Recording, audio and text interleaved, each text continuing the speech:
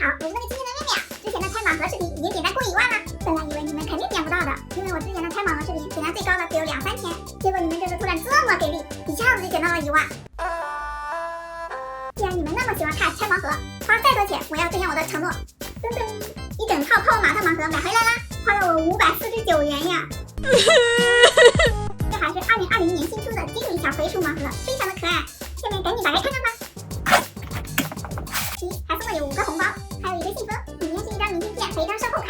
下面就是这套盲盒啦，这个盒子粉粉的，很少女心。现在把这个包装撕开，下面我要打开啦，好激动呀！哇，好漂亮呀！这里面一共有6个盲盒，1个金币，还有7个红包。咦，它怎么和我之前拆的盲盒不一样呢？先不管了，看一下第一个，它们看着都好好看呀。这里面一共有6个款，加一个隐藏款。我想要这个隐藏款，不过这个封面款也不错。开拆，哎，噔噔，哇，这么好运气吗？第一个就拆到了封面款。这个看着好光好圆润呀，它头上还有个小可爱，手里还捧着2个汤圆。那它的寓意应该就是团团圆圆。下面来拆第2个，这次会拆到隐藏款吗？这好像个橘子呀，它居然是封面款小吉，我的运气好好呀！看着它的头好像咬一口呀，好逼真呀！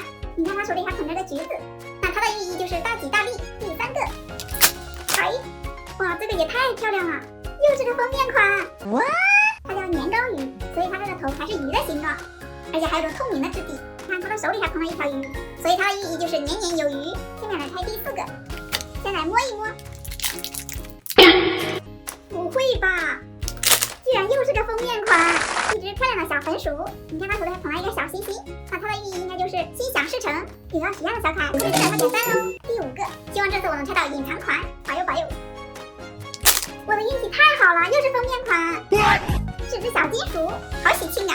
它手里还捧了个金元宝，它的寓意就是恭喜发财。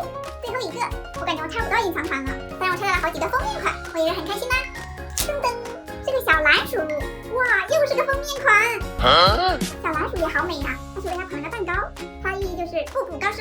本来以为自己运气太好了，拆到了6个封面款，但是我发现它好像是封面是什么样，里面就是什么样的。不过我还是都很喜欢的，因为它们每个都很可爱。给你们再来看一下这枚金币，金光闪闪的，拿出来看一下，哇，好精致呀！